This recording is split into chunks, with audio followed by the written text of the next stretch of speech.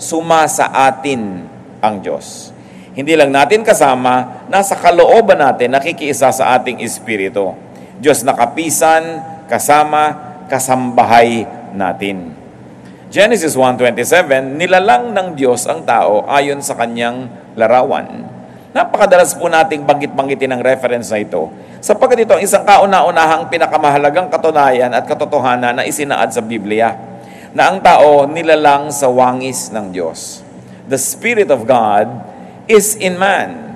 The Spirit of man comes from God.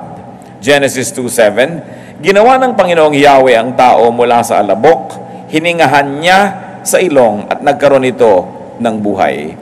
So yung hininga na yun ay hindi lang yung gaseous form of life, but it's also the Spirit of God coming from the essence of God, becoming one with the essence of human beings.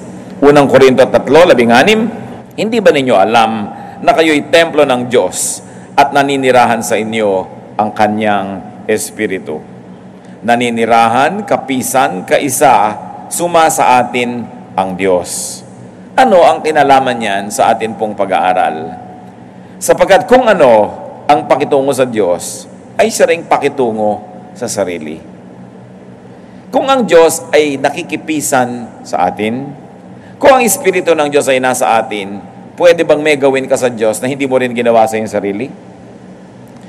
Parang binaril mo ang noo mo, di ikaw ang nasaktan. Tinaga mo ang kamay mo, di ikaw ang nasaktan. Ganon din ang nangyayari sa atin sa bawat gawin natin sa Diyos.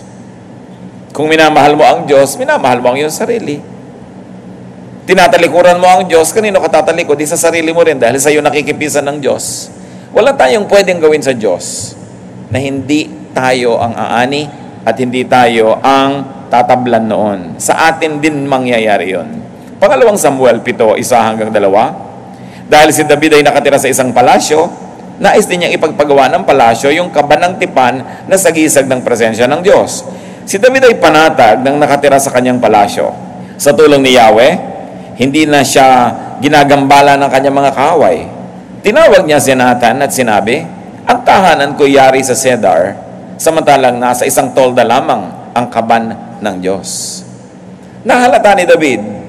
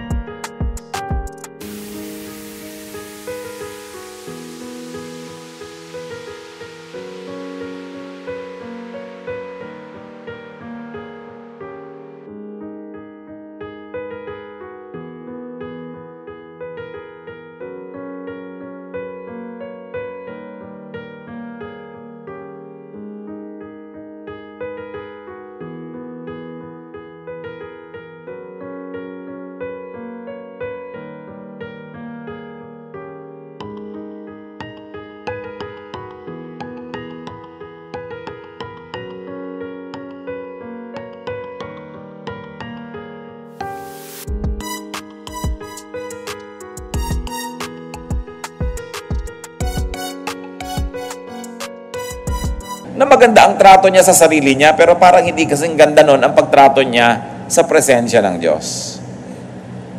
At nahalata niya na kung paano niya dapat tinatrato ang sarili, ganoon din sa Diyos. Sapagkat babalik at babalik sa Kanya.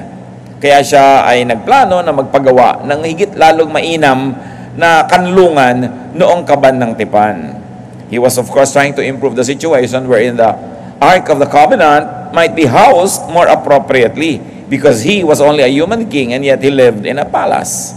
Sa pangalawang Samuel 24:24, na nang si David ay bumibili ng mga hayop upang ihandog sa Panginoon, ay ayaw naman siyang pagbayarin nung kinuhanan niya at pinagpilitan niya magbayad. Sabi sa Biblia, ngunit sinabi ng hari, hindi maaari, babayaran kita, sapagkat hindi ako maghahandog kay Yahweh ng anumang walang halaga sa akin. Kaya't binayaran ni David ang giikang yon at ang toro sa halagang 50 pirasong pilak. Dahil siya'y hari, nung kumukuha siya ng hayop doon sa supplier, ayaw siyang pagbayarin, wag na lang, libre na lang. Sabi niya, ayoko ng mga patiway-tiway dahil yan ay ibibigay ko sa Diyos. Mahal ang Diyos, kaya mahal din ang ibibigay ko sa Kanya. Napakaganda sa salitang Tagalog yung mahal because it means beloved and it also means expensive. Kasi mahal ka, hindi ka bibigyan ng mura. Kasi sa atin, yung mura na inexpensive or cheap, curse din yung huwag mo kumurahin. Kasi pag binibigyan ka ng mura, minumura ka. Pag minamahal ka, binibigyan ka ng mahal. Kaya alam niyo yung tao nagmamahal sa Diyos, hindi niya minumura ang Diyos, hindi mura-mura lang yung binibigay niya. Hindi yung, ay, offering nga pala, ano nga bang natira ko dito, yun. Kung gano'n ang trato mo sa Diyos, ang totoo lang, gano'n din ang trato mo sa sarili mo, hindi mo pinapahalagahan, hindi mo binibigyan ng mamahalin, sapagkat yung Diyos na binibigyan mo ay Diyos na nasa sayo rin eh. Diyos na tumutulong sa'yo, Diyos na nagmamahal sa'yo, Diyos na lumikha sa'yo, tapos itatrato mo ng gano'n lang, edi sa'yo rin yun babalik. Kaya sabi nitong si David, I'm not going to give God anything that costs me nothing. It's going to be expensive. Ramdam, dama, kasi mahal ko siya. Ano po mga katotohanan dito ang nais nating bigyan ng diin? Ang ginagawa sa Diyos, ang siya ring ginagawa sa sarili. Ang pagpipitagan sa Diyos ay pagpipitagan din sa sarili. Ang gumagalang sa Diyos ay iginagalang din. Pansinin niyo mga kapatid, yung mga bumabasto sa Diyos, nagiging bastusin din sila.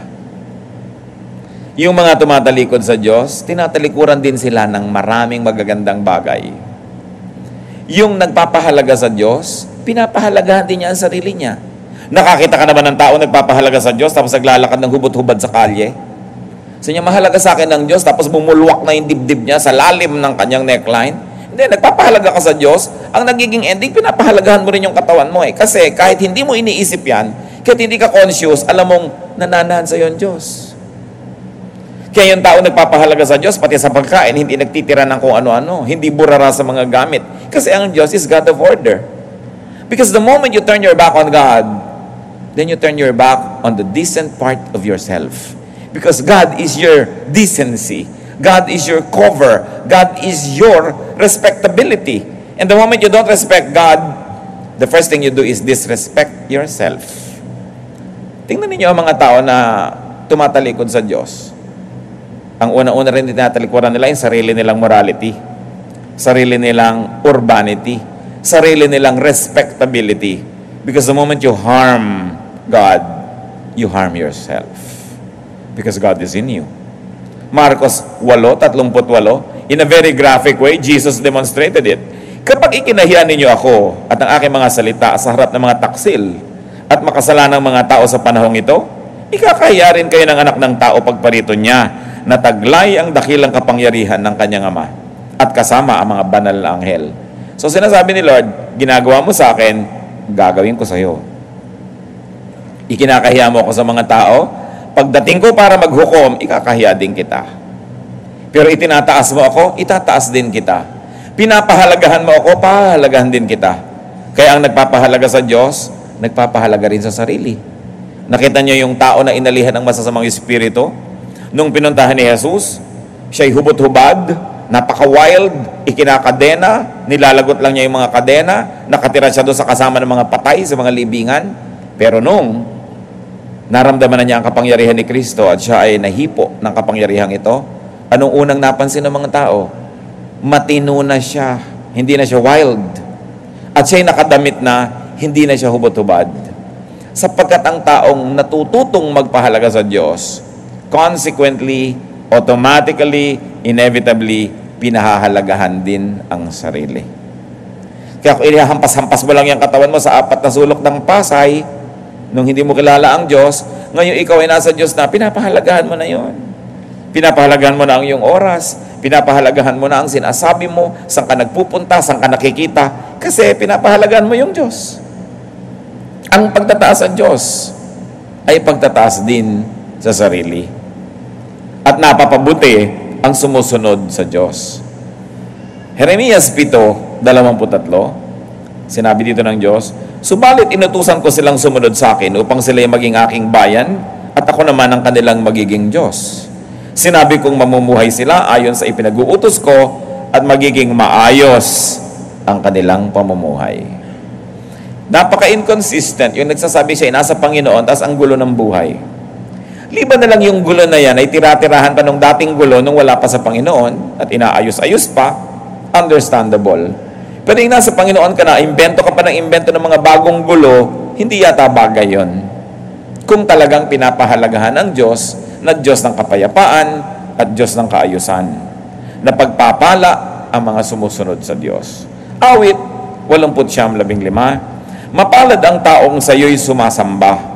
Sa pagsamba niya'y inaawitan ka, at sa pag-ibig mo'y namumuhay sila. Pag sumuko ka sa Diyos, anong nangyayari? Sumusuko ka sa kaayusan, napapaayos ka. Pagka ikay lumalaban sa Diyos, tinatanggal mo ang kaayusan sa iyong buhay, napapagulo ang buhay. Ang umiibig sa Diyos ay naiibig din ng Diyos. At kung naiibig ka ng Diyos, naiibig ka rin ng iyong kapwa. At naiibig ka rin ng iyong sarili. Kaya napapahalagahan mo lang ang sarili mo kasi nandun yung Diyos sa iyo na pinapahalagahan mo. Ang trato sa Diyos, trato sa sarili. Kaya yung mga ibang nagtatampo sa Diyos, hindi nila alam, nagtatampo rin sila sa sarili nila. Tatalikod sa Diyos, tatalikod din sa sarili. Juan 14:21, ang tumatanggap sa mga utos ko at tumutupad nito ang siyang umiibig sa akin. Ang umiibig sa akin ay iibigin ng aking Ama at iibigin ko rin siya at ako'y lubusang magpapakilala sa Kanya. So yung umiibig sa Diyos, naiibig din. Yung namumuhi sa Diyos, kinakamuhian din. Parang echo mountain ng Diyos. Kung ano sabihin mo, yun ang babalik sa'yo. Parang salamin. Kung ano ipakita mo, yun ang marereflect sa'yo. Kaya napakahalaga po na conscious tayo kung paano tayo nakikitungo sa Diyos. Ang nagpapahalaga sa Diyos ay nagkakaroon din ng halaga. Kaya naman gusto ng Diyos na siya'y parangalan, sambahin, sundin at ibigin ng kahit higit kanino man dahil tayo rin ang nakikinabang nun. Sumagot si Jesus, ibigin mo ang Panginoon mong Diyos ng buong puso, ng buong kaluluwa at ng buong pag-iisip. Sapagkat kung iniibig mo ang Diyos, ang ending nun, iibigin mo rin naman ang iyong sarili. Na ang paglilingkod mo sa Diyos, ang ending nun ay paglilingkod din sa sarili dahil ikaw ang makikinabang. Na ang pagsunod sa Diyos ay pagpapabuti ng sariling kalagayan dahil ikaw ang mapapabuti. So sa lahat ng yan, tayo rin ang nakikinabang. At ano pa pong isang katotohanan napakahalagang laging alalahanin, ang ipinagkakait sa Diyos ay ipinagkakait din sa sarili. Yung nagdadamot sa Diyos, pinagdadamutan nyo ang inyong sarili. Dahil, sinabi ni Jesus, Lucas 6:38, magbigay kayo at kayo'y bibigyan ng Diyos. Hustong takal, siksik, liglig at umaapaw pa ang ibibigay sa inyo. Sapagkat ang panukat na ginagamit inyo sa iba ay siya rin gagamiting panukat sa inyo. So if you're generous to God, God becomes generous to you. Whatever you give to God, God gives back. So sino mang tao ang matalino ay hindi niya pagkakaitan ng Diyos. Hindi niya pagkakaitan yung mga hinihingi sa kanyang, hindi lang yung mga donation, hindi lang yung mga material things, lalong-lalo yung obedience. Because when you deny God your obedience, you deny yourself the fruit of that very obedience. And in Christian dynamic, you keep only what you give away.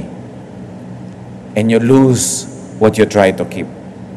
Ang sumusuway sa Diyos ay lumalabag sa sariling budhi. Nakita nyo? Kung hindi natin ito laging naalala, isipin, pag may ginagawa kayong masama, nagigilty naman kayo, di ba? Kumisa lang, pabawas ng pabawas yung intensity ng guilt na yan pag lagi nating binabaliwala. Pero meron pa rin. Bakit pag may nasabi kang masama, parang nalamukot din naman yung puso mo? Pag may pinagdamutan ka, you don't feel good. Pagka meron kang ginawa ng masama, hindi ka rin makatulog. Pag may ginawa ka naman ng mabuti, natutuwa ka. Kaya according to studies, yung daw gumagawa ng mga charitable works, actually lumalawig ang buhay, mas mabilis gumaling sa mga sakit, at mas malakas ang panlaban nila sa sakit. Kasi meron silang kasiyahan eh. Pero ginawa yun sa kapwa. Alam nyo kung bakit? Kasi ang ginawa mo sa kapwa ay ginawa mo sa Diyos. Ang ginawa mo sa Diyos, ginawa mo sa sarili mo. Kaya yung gumagawa ng mabuti sa kapwa, gumagawa ng mabuti sa kanya. Kung hindi natin ito magawa dahil tayo banal, gawin natin dahil tayo matalino. Dahil alam mo na ang ibinibigay mo sa Diyos ay ibinabalik sa iyo. At ang sumusuway sa Diyos, kinakalaban ng sarili. Kaya may mga tao na nahahati. Hating-hati ang loob. Bakit? Kasi hindi nila sinusunod ang Diyos. Sila na naman ang nahihirapan. Hindi nila pwedeng takasan kasi nasa kanila naman ang Diyos. Sumasa atin ang Espiritu. Ang lumalayo sa Diyos ay lumalayo sa kanyang sarili. Ang lumalayo sa Diyos ay lumalayo sa kanyang sariling kaluluwa. Ang humihiwalay sa kanyang sariling pagkatao ay tinatawag nating nawawala sa sarili. Naliligaw. Naliligaw ng landas. People tell you are beside yourself. It's not you. So, sino po ang taong buo? Yung alam niya na ang kanyang pakikitungo sa Diyos ay pakikitungo sa sarili. Kaya pinakikitunguhan niya ng mabuti ang Diyos. O kaya pinapakitunguhan niya ng mabuti ang sarili niya. Ang ending din, pakikitungo ng mabuti sa Diyos. Sapagkat wala kang pwedeng gawin sa sarili mo rin naman na hindi mo ginagawa yun sa Diyos. Halimbawa, you treat yourself so cheaply, you are also doing it to God who is in you. Hindi mo pinapahalagahan ang sarili mo. Hinahayaan mo magigbastusin ka na lang dyan.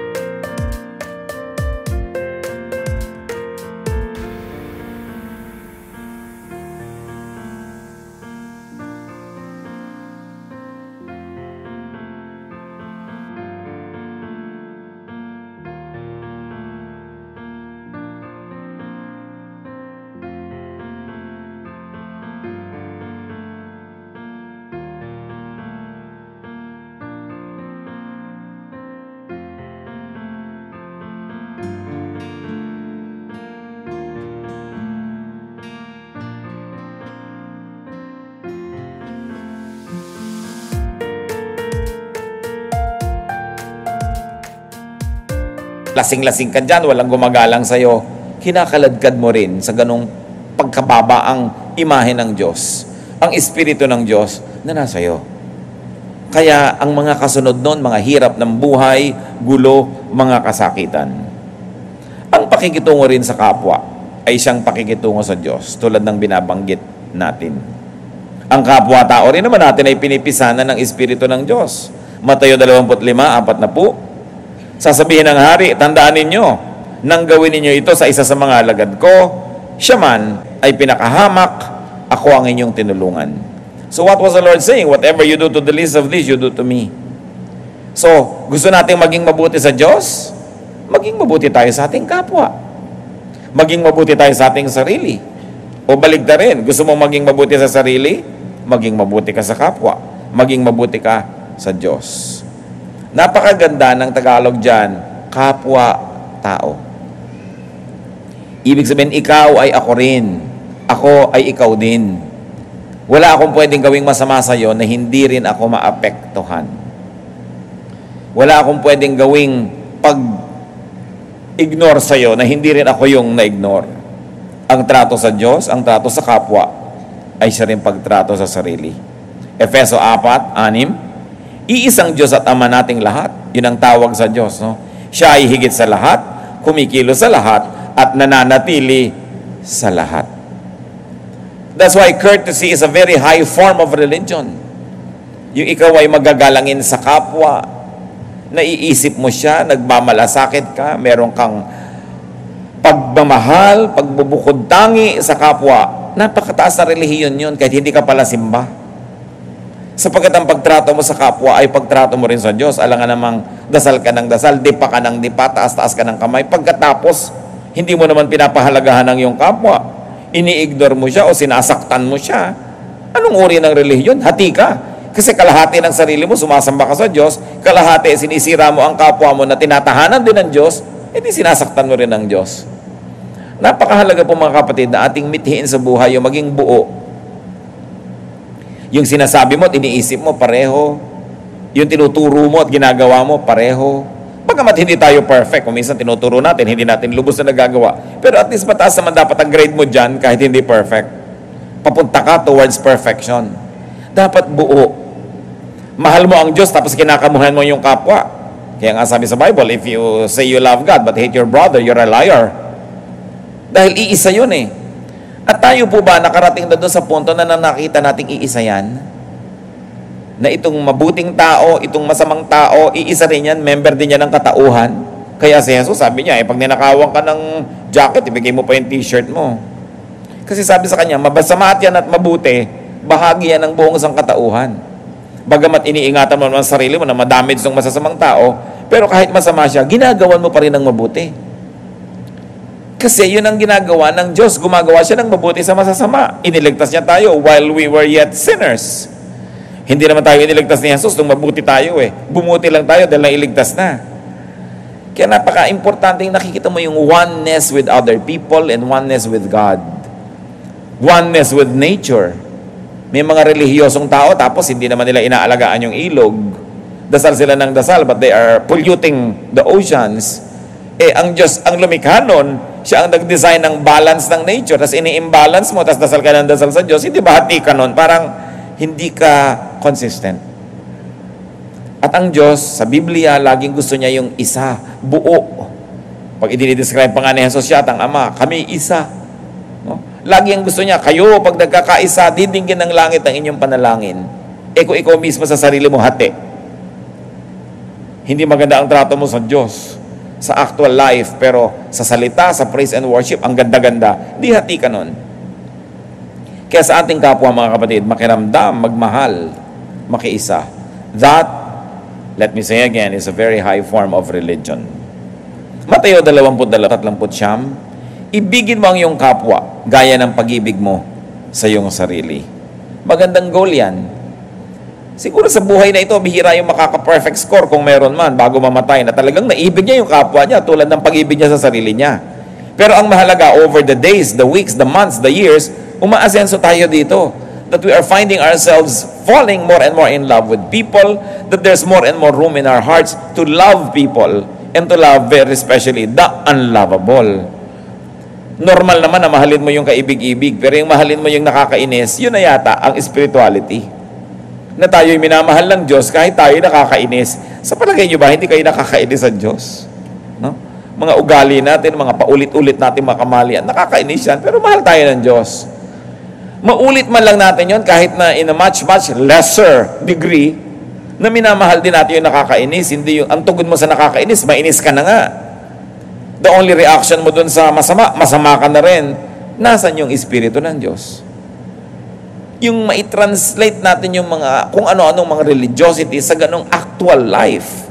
That there is more love in your heart, more room for accommodation of other people.